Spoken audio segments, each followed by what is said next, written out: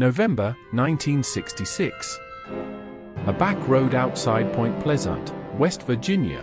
Two young couples, one car, and an abandoned munitions plant swallowed by the dark. Then two red circles rise in the headlights. Not glass. Not the eyes of any animal they know. It stands nearly 7 feet tall, grey as wet ash, with wings that never beat. They floor the car to 100 miles an hour, and it stays with them the whole way home. For 13 months this town will see it again and again, until the night the bridge falls into the river. They needed a name for the thing on the road. A newspaperman gave them one. Moss Atlas. Tonight, the winged shadows that haunted one American town for 13 months, right up to the day its bridge fell into the river. Mothman. Every witness agreed on the shape. A man, but too tall, close to 7 feet, hunched and grey as wet ash. And the wings. Everyone leads with the wings. Folded on its back, like a moth's.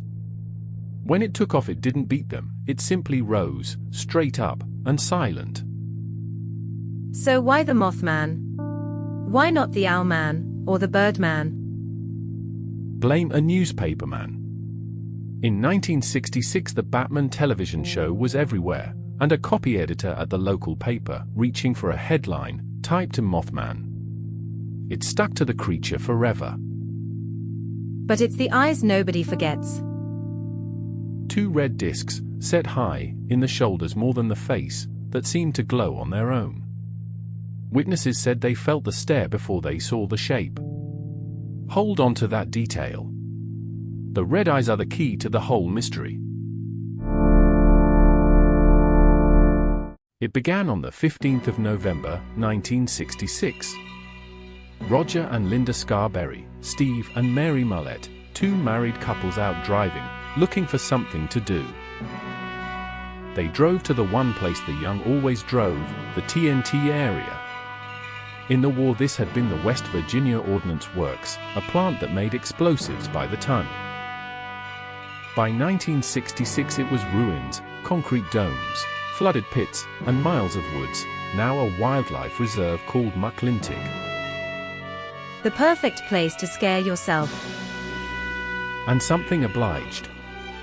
Beside an old power plant, in the dark, they saw it, the grey shape, the two red eyes.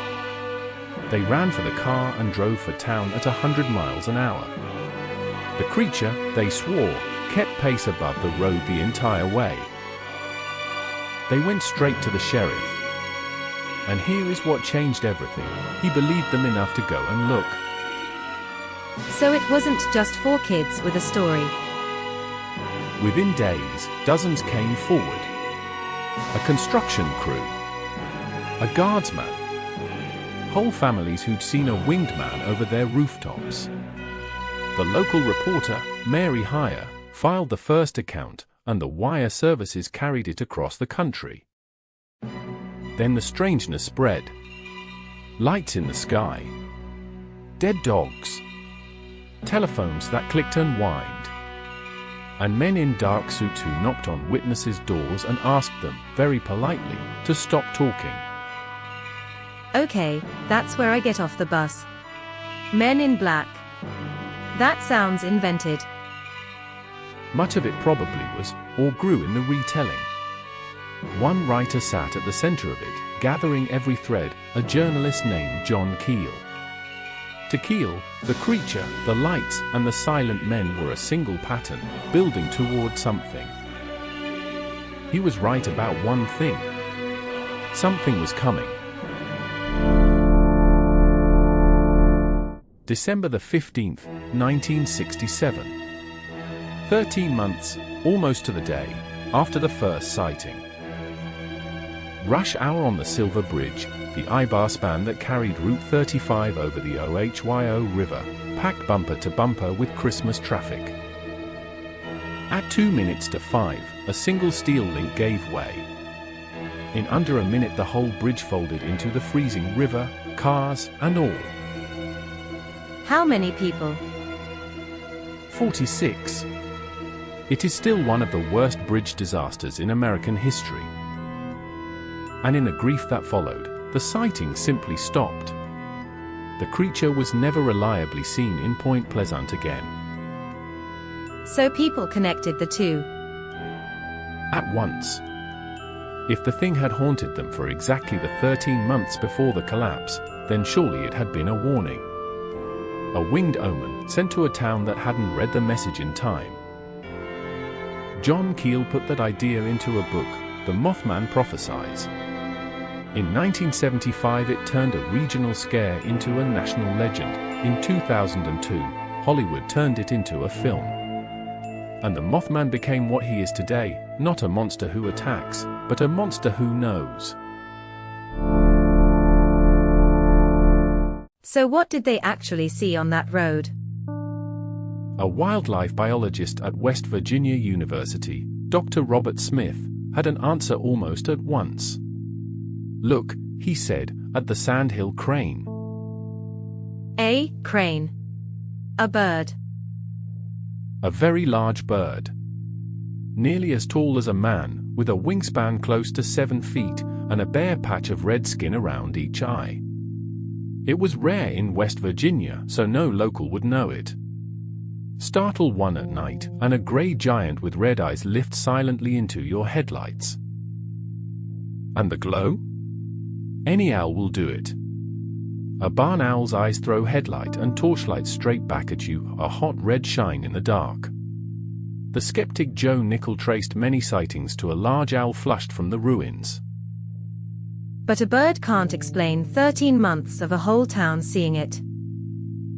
No. And that is the real story, and it isn't about a bird. It's about us. Point Pleasant sat, isolated, on top of a poisoned, half-flooded weapons plant. One frightening night, printed in the paper, taught everyone what to look for. After that, every owl, every heron, every shadow became the Mothman. And the bridge fell for a reason no monster could give, the hairline crack in a single eye bar, metal fatigue, invisible, decades in the making. There was no warning to miss.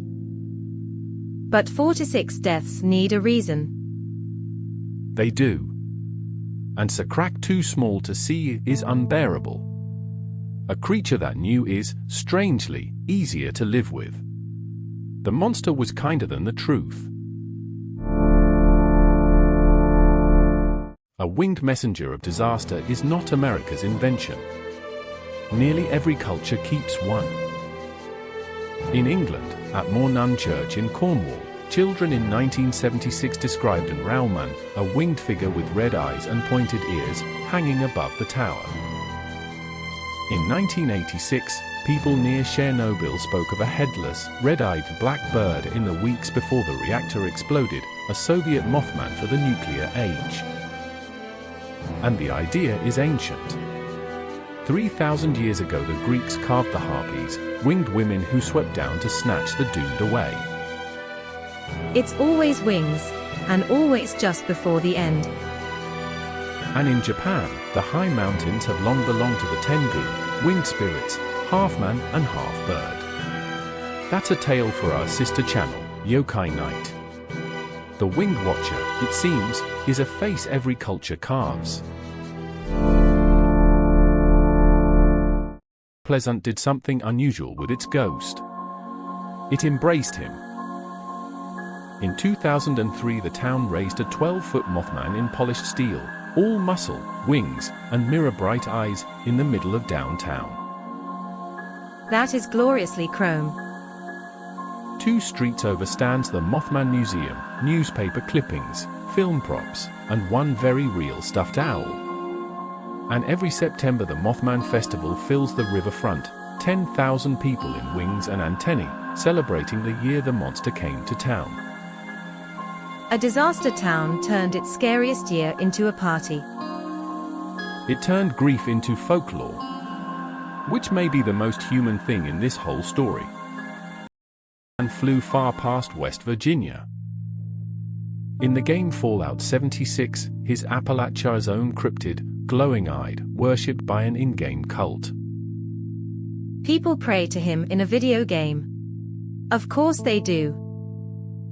He turns up as a Halloween outfit in Fortnite, as a winged demon in Castlevania, and as a summonable spirit across Shin Megami Tensei and Persona. He's even a legendary card in Magic: The Gathering. And in 2002, the Mothman prophesies put Richard Gere in Point Pleasant, a film clever enough never to quite show its monster. The most famous Mothman film barely shows the Mothman. Which is exactly why he still works. You can't disprove a shadow. There was Mothman, a crane, an owl, and a town that needed a reason. For Japan's own winged mountain spirits, the Tengu visit our sister channel Yokai Night. Next time, the Jinn, the fireborn spirit of the Arabian desert. Until then, keep watching the tree line